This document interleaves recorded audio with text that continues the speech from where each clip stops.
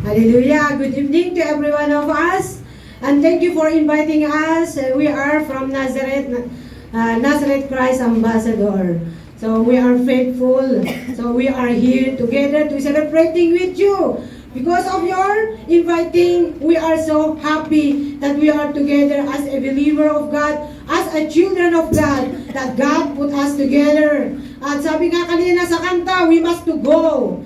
And your tip is, sabi po nga dito, is Hebrew 10 verse 23. Let us hold fast the profession of our faith without unwavering, for He is faithful that promise.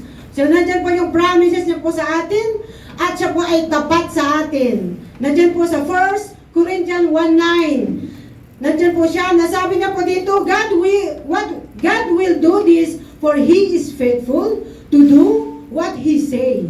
And He has invited you into the partnership with His Son, Jesus Christ, our Lord Jesus Christ. So you see, word for the word. So we are so happy that word is for the word, and this is the message for everyone, but this is a message for this word.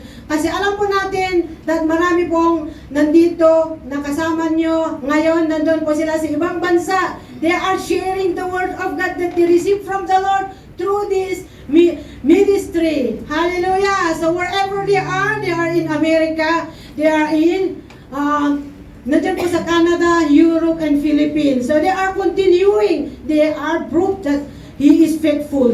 So nandiyan po yung isa pa, sabi niya po dito, is tapat siya sa kanyang salita. Nandiyan po sa Jeremiah 1:12.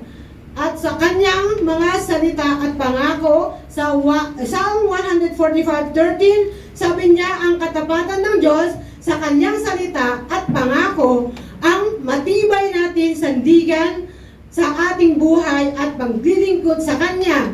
Kaya kahit marami tayong pagkukulang, siya ay tapat pa rin sa atin. So we continue to serving the Lord until the end. Kasi we have a reward, every one of us, not only for this word, for the word ministry, but I'm so blessed for them because I see and I know those people that I'm encountering for them, that they are continuing the word of God that they receive. So you see how God working and prove to every one of us that He is faithful. So we continue until the end, and wherever we are, you must to share the word of God, the seed that is the word of God. That's the reason our speaker, we meet him, his many fruits that they plant, that we receive, that God will use every one of us to share this seed that we receive. That is the salvation. And God is faithful. He never leave us nor forsake us. So we must to go on, hope on the promises, one ago our worship, that they begin it, that we must to go forward. Hallelujah. So once again, we are greeting you. Happy anniversary, your 15 years of celebration, the faithfulness of our Lord, and you prove it because you received this, you reached this number, and more years to come, and more years to celebrate the faithfulness, and nandiyan po yung blessing upon blessing for every one of you and all of us here tonight. God bless everyone.